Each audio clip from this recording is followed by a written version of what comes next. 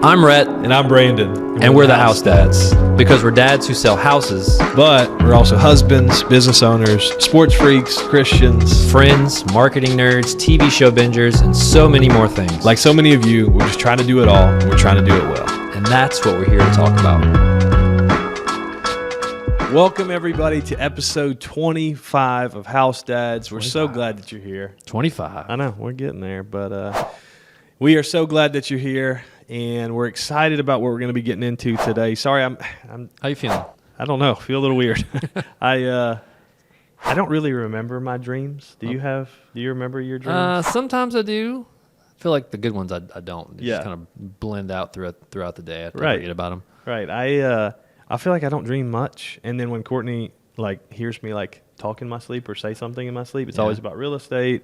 But when I wake up, she's like, "You must have been dreaming about something," and I'm like, "Nah, I don't remember. I was asleep." She didn't wake you up? She didn't nudge you and kick you? No. Brandy, take notes. Now, Courtney, on the other hand, she will wake up and she'll be like, "You'll never guess what you did in my dream last night." Oh, And I'm in trouble for the rest of the day for what I did in the dream, But anyway, that's what I feel a little weird today. I had a dream that I actually do remember. And it wasn't even that big of a deal, but I think it's because I don't have dreams that often that I remember. Yeah. This one just got me weird all day. This one's important. Yeah, it was a weird dream. Long story short, I was showing houses and some creeps tried to trap me in the house and kidnap me, and I had to bust out to escape and all this different stuff. So I woke up I need to have some new safety measures in my showings and stuff. Anyone that interprets dreams, maybe you can hear that. Maybe it's a sign of insecurity. Maybe. Who knows? I don't know. I just threw that out there. It's a sign that I need to continue to pack with me. You know what I'm saying? I think we're getting into the stage with our kids. Our girls are starting to have bad dreams. Really? Yeah. We saw the new Little Mermaid recently, and our youngest, Core Jane, woke up and she was complaining that she saw Ursula in her dream. Oh man, so Ursula! I'm like, I can see that. She's kind of spooky. Yeah, she still scares me. At least for a 3-year-old, I'm sure it's spooky. Yeah. But yeah, sorry about your dream, man. Yeah. Anyone who can interpret that. Yeah, y'all send us your suggestions on what you think that means. Brandon would love to know. But total aside, I don't know. I just I started off even a little flustered. So sorry, y'all. Welcome again. We got a good topic for you guys today. Rhett, tell them what we're going to be talking about. We're going to be talking about, honestly, we've kind of hinted it through all the prior episodes. We thought it warranted a full episode. We're going to be talking about comparison, the comparison trap, how to just not get into it, how to win, and we'll kind of define what winning actually is throughout this. Yeah. But it's safe to say everybody kind of battles with comparison, especially in our work industry of 100%. Of sales. I've mentioned it in, I think, my very first episode of an unhealthy relationship with the MLS stat sheet. Yeah, it's dangerous. If you're not familiar with what that is, basically you can go on our MLS, our multiple listing service. You can pull up the stat sheet, and that basically says how many houses in volume agents have sold. And you can do a date range. It can be just this year, last year, but you can get the real numbers. Yep, sure can. Once I figured that out, I was like, oh, okay. Yeah. We can see if, these people that are bragging about themselves, or if it's legit. we can see if there's some sleepers in there who, oh, wow, they actually do sell a lot. Right. But, it was an unhealthy relationship in the sense of I would constantly check it. I would see where I measured up compared to the others. If I got an offer or I was showing a listing and I saw the agent, I was like, let me look them up and just see what we got. See how much worth I'm going to put on. What are we because dealing of, with? Based off of their volume, and it was not good. It led to some bitterness. And just of course, it can create some healthy competition, but it was not doing that for me. No. So it was super unhealthy. And that is just a small example of what I've dealt with, but. Anything off the cuff? Well, I mean, very much the same way. And what's the old thing say? It says men lie, women lie, and numbers don't. Numbers do lie, And so looking at the MLS stat sheet, you can look at people's numbers, but, depending on how they report, what they report, all these different things, it can lie. And so a lot of times we're basing our real emotions and feelings off of something that's not even real. Right. Comparing against different things. And so, whether it was the MLS stat sheet or whether you're comparing, the amount of time that somebody's able to just relax and enjoy and how busy you stay and all these different things. I'll tell you, comparison and something we've talked about in other episodes, like empathy, being able to show that to other people. Sometimes I know this, and I have to fight against,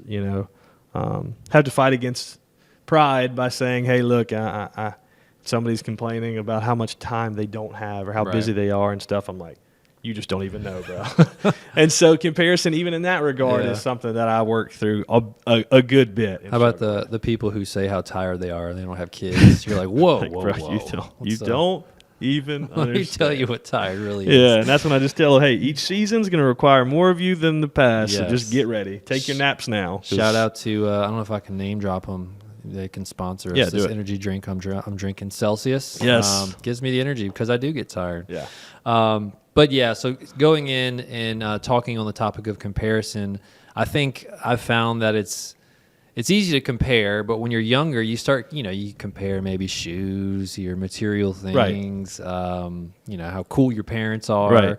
But as you get older, those comparisons start to get a little deeper. Yeah. Especially, obviously, I said in our industry, we compare volume and team size, brokerage size. But we can, in everyday life, people that aren't in real estate, you can start comparing your kids. Right. You can start comparing that's dangerous. Your marriage. Yeah. Just status of like how far you are in life. Yeah. You 35 years old. I think when you get into your 30s, and for some reason in my head, I'm like, when I get to 40, it's going to be tough. Yeah. But you start to look at like, all right, what have I accomplished so far in life compared to this other person who may have done it? So.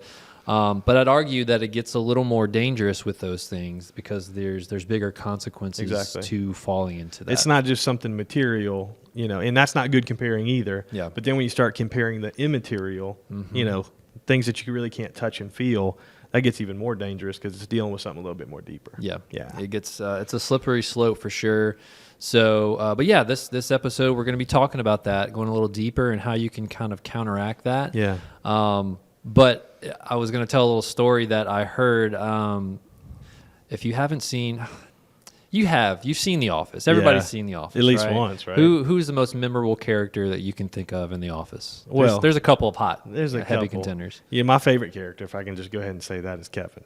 Kevin? I'm a big Kevin fan. Big Kevin fan. I'm a really big Kevin fan. It's hard for me to choose a favorite. Yeah, but Dwight is definitely Dwight is on there. That's who I was going to bring up. But the guy who plays Dwight, Rainn Wilson. What a name. I know, Rainn with two N's. Yeah. It's powerful. Yeah. He's recently written a book. But all that say, he's been on a bunch of different podcasts kind of promoting that book. Yeah. It's funny. I've listened to him on 3 different podcasts. One of them was like on a pastoral type podcast. One was a comedian. Yeah. Another one was like a personal development. So there's all these different realms, spectrum. And he's handled it so well. But he's promoting his book. You think he'll come on House Dads? I've reached out.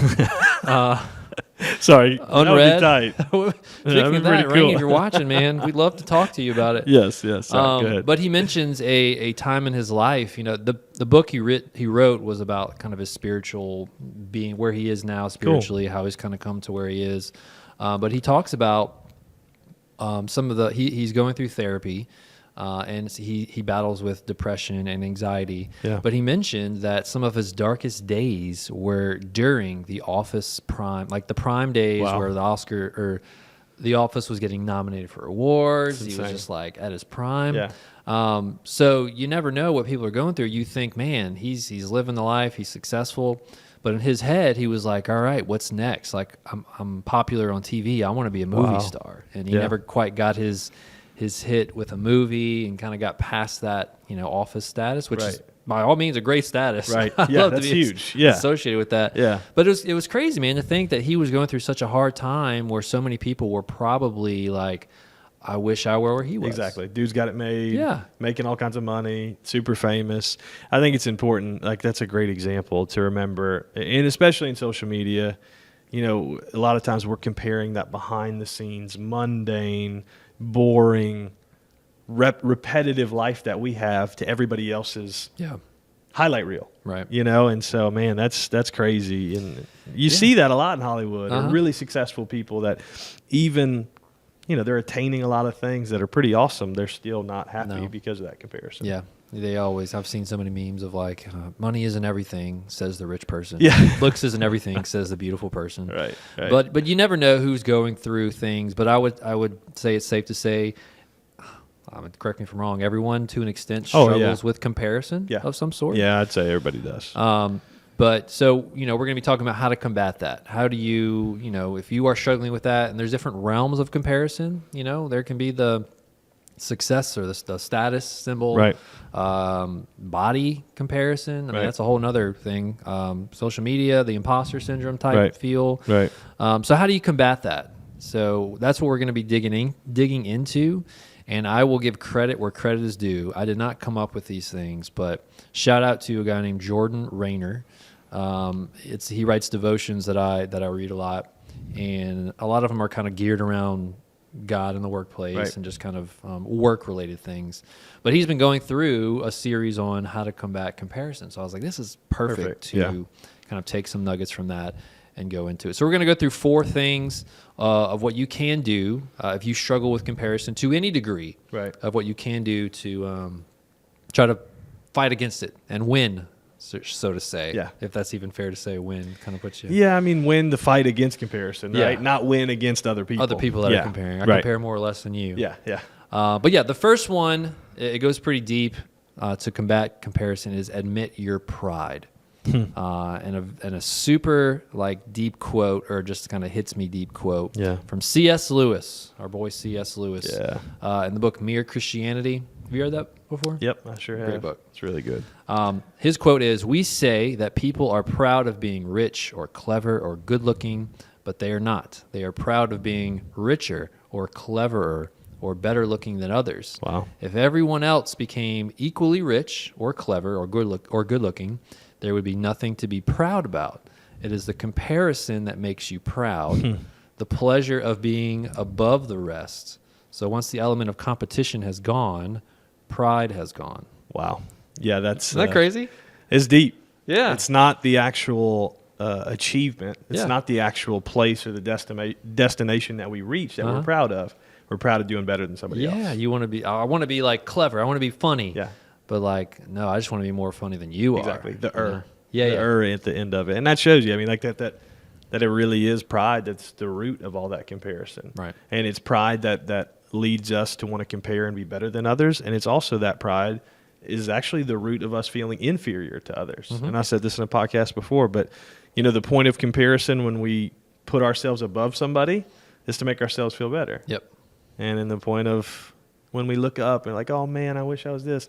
Well, it kind of keeps us in a fake attempt of trying to be humble. But really the point of comparison is pointless. Yep. Because either you're promoting or demoting yourself or somebody else against somebody else. You're not judging against the right standard. Right. It's that motivates us and not actually what we should be doing. Exactly. Yeah, I was driving over here and I saw you commented on something. Yes, Facebook I did. I made sure to do that. Our brokerage puts out the top 21 agents each month, and I even said it when I shared it. I was like, I feel a little weird sometimes, saying I'm better than the rest of the people under me, which I don't see it like that. That's exactly what he. But exactly Brandon commented and was like, "We get it." I don't even remember what you said. It really hurt my feelings. I'm really glad that it was a couple of days ago because I saw it when I was getting ready for this. And you posted it 3 days ago, but it still popped up. And I was like, I hope none of your clients or your family or your friends really think I'm being serious here. So I'm glad it was a few days ago, but I was like, quit showing off. I think that's what I said. That's the beauty of Facebook is everyone takes you serious. Yeah. There's no sarcasm. Look at this guy. Whoa, who is this? Is their podcast breaking up? Right.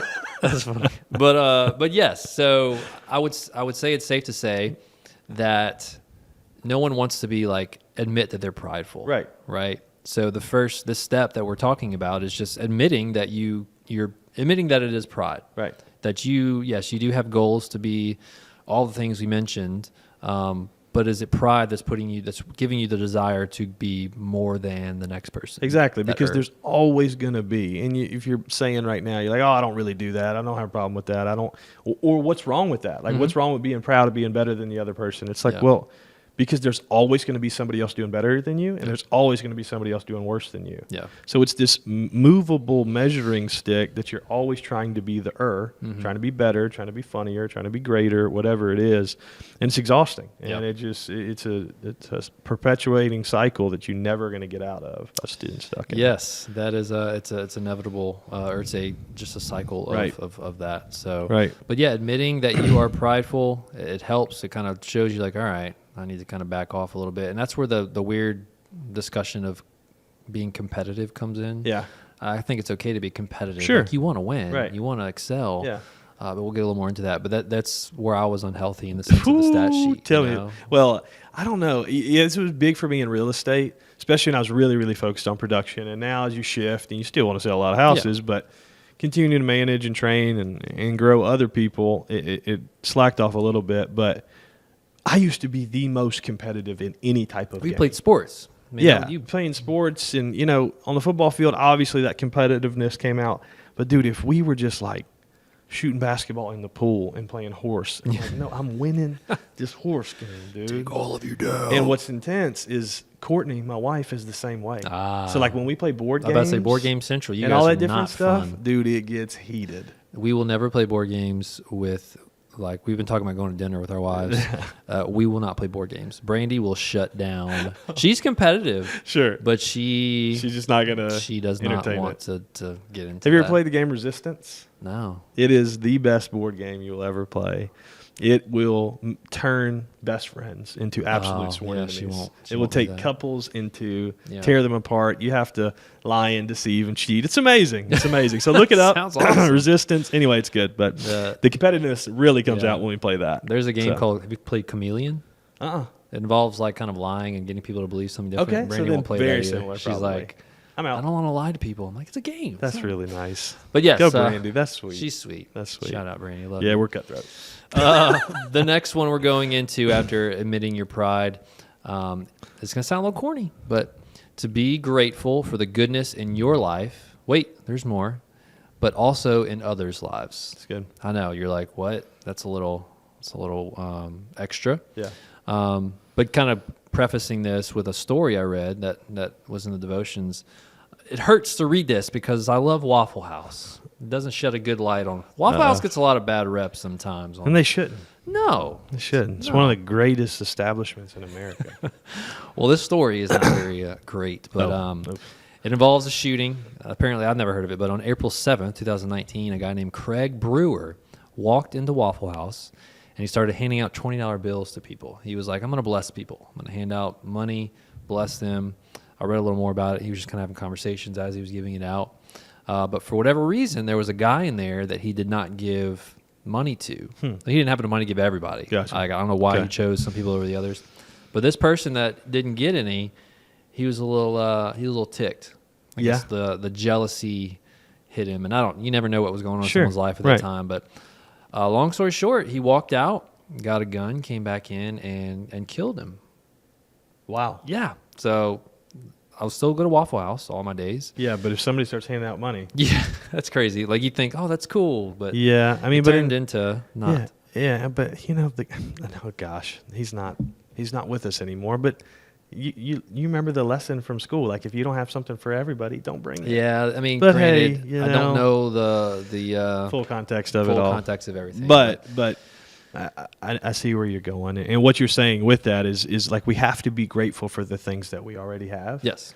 And if we're grateful for that, it allows us to be able to be grateful for the successes, the good things that other people have. Yep. We have those friendships, and even sometimes in your closest friendships, competitiveness can come out, and that's a dangerous place to me, man. Like we were talking about what it means to be a good friend in church the other day, and one of the things we were talking about was weeping with those who weep. Yeah. And that sounds naturally like, oh, I can do that. When my friend's sad, I'll be sad with them. But what's actually harder is rejoicing with those who rejoice. Yep. Is that when your friend gets the big break, when your friend gets the big promotion, when your friend, does way better on their taxes and you got to pay $20,000 instead of being envious and comparing and all those different things, like choosing to be happy for other people's successes and their goodness. That's true humility, right? And that helps with comparison to say, no, I want my friends to win. I want these other people to do well. Yeah. And it's something that we really have to work on. It's difficult. I mean, it's one thing to be thankful. I mean, it's work alone to be thankful for what you have and the goodness you've been blessed with. But to be thankful for others and to express that as well. Yeah. I mean, I can always root for somebody, but it takes a lot sometimes to reach out and even just say it. Right. But it's really just a mindset shift. Yep. I say really just, like it's easy to do. We've talked about this in so many episodes, but it's a mindset shift to totally take the focus off of your whatever you have, and being happy for others and what they have, even if it's more than you. Yeah. Well, especially if it's more than you. Exactly. So a little cool exercise that may be corny to do. Excited. Think about the people you often compare yourself to, and then say out loud or even reach out to them and say how grateful you are of their wins and their success. That's huge. I think the key is we've all got that person that you follow on Instagram or whatever it is, and you're seeing their success, and every time you see it, you get that feeling inside of you. It kind of pisses you off. You know what? Work against that tendency, that feeling that you have in yourself, and send them a message and say, man, look, you're killing it. Yep. Like, great job. This is so inspiring to see. Even though it may seem fake, you start to kind of work those things out within yourself. It really starts to become. You can't control how they respond, but if they respond, great. If they don't, I mean, you still did it, and it helped out. So on air, live, I'm going to do this. So LeBron James, I'm very happy about your success. I'd love to be where you are, but I think you're doing really well. I think that leads us perfectly to this next point. Make sure you guys are playing the same game. Actually does. Yeah, the third point, ask yourself if you're even playing the same game as the person you're comparing yourself to. It's what you said. Like, if you're comparing your wealth to LeBron James, y'all aren't playing the same game. You know what I'm saying? Or your athletic ability. I've never seen you on the court, but I don't know if it's good. Similar, right? It's almost as good as LeBron. Okay, cool. All right. Well, anyway, we'll have to shoot an off-site episode of that to see Rhett's game. Coming soon. Yeah, but we've talked about this before on other episodes. Is like, you can't compare your chapter 1 or 2 to somebody else's chapter 11 or 12 or the end of their book. Yeah. Right? And we're obviously more prone to comparing ourselves to people who are further down the line than us. Yep. And not even everybody has the same level playing field. Nope. Right? And so we start to make these adjustments and compensations in our head and say, oh, well, we got started around the same time, but look who their dad is. Or look at the people they hang out with. Or y'all aren't even comparing the same. Y'all aren't even on the same game. You're not even in the same field. Run your race, put the blinders on, and put your head down and go to work. Absolutely. And even like just giving an honest example, I can't speak for Brandon, but like doing this podcast, we were looking at numbers before this, which we were told, don't look at numbers for a while of how many views we have on YouTube or listens we have on Spotify. And it's easy to like say, you know what, this podcast is doing really great things and like they're monetizing and this and that. And it's easy to say like, well, what are we going to do? But we're, like we said at the beginning, we're 25 episodes in. Exactly. We can't compare ourselves to someone who is 400 episodes in. That's right. Or even has a broader audience. Right. You really got to look at those things, and not saying if it matches you to still compare. Sure. But you can't compare when someone's just not on the same court. That's a good point. I needed to hear that because I looked at those numbers and I was like, y'all better start listening some more. We were pumped about last episode. We're like, we're getting a lot of numbers, and then you get humbled by the data. Did we ever talk about the YouTube bots and how they got us one time? No. Yeah. So one day, Rhett was like, he texted me, and it was an episode earlier on. And he's like, man, the last episode really kind of popped off on YouTube. Yeah. And we looked, and the views were pretty awesome. And then after about a week, I texted Rhett, and I said, Rhett, why are our views going backwards? Who stole our views?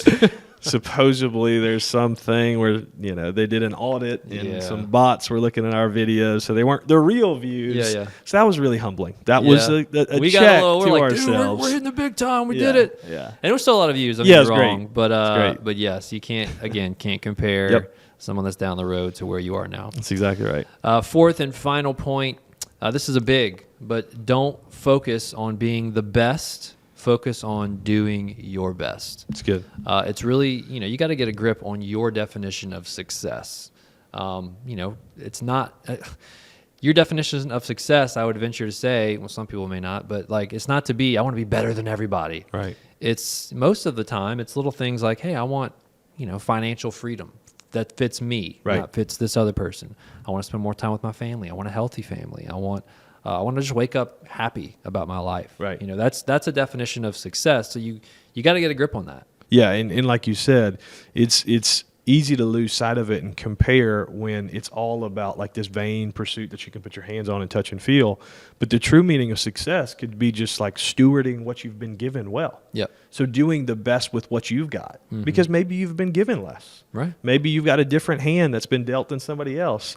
The key is not comparing it to everybody else. It's based on what you've been given, based on the hand that you've been dealt. How are you handling it? Right. Right. What have you done with what you've done? And that's what stewardship is. Yeah. What you've been given. How do you take account for it? For what sure. have you done? I tell our team all the time, it's like my goal for the team isn't to be the biggest and best team that sells the most in the city.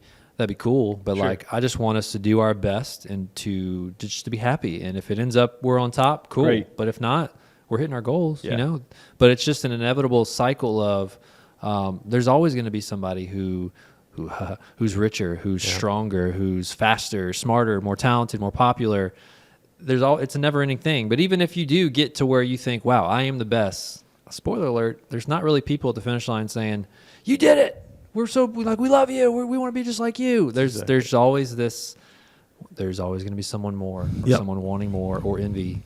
But if you truly hold on to just doing your best and not being the best, man, just totally takes a weight off the shoulders. It does. It does. And that's what allows us. And, the Bible talks about it. And life is a race, right? Yep. Run the race that was marked and set out for you.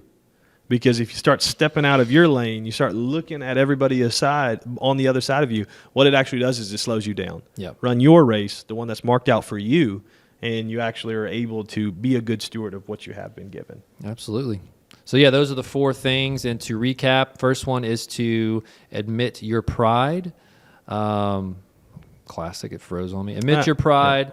Yeah. Be grateful for your goodness in your life and others' lives as well. Huge. Ask yourself if you're even playing the same game as the person you're comparing yourself to, and then don't focus on being the best. Focus on doing the best. So no matter what category of comparison you fall into or you find yourself struggling into, try to practice these things. Put them into action.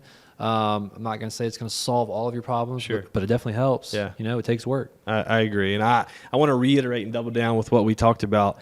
Man, that person that bothers you, that frustrates you, that you find yourself comparing yourself to often, try and almost reverse psychology yourself and reach out to them and just congratulate them. Be happy for their success.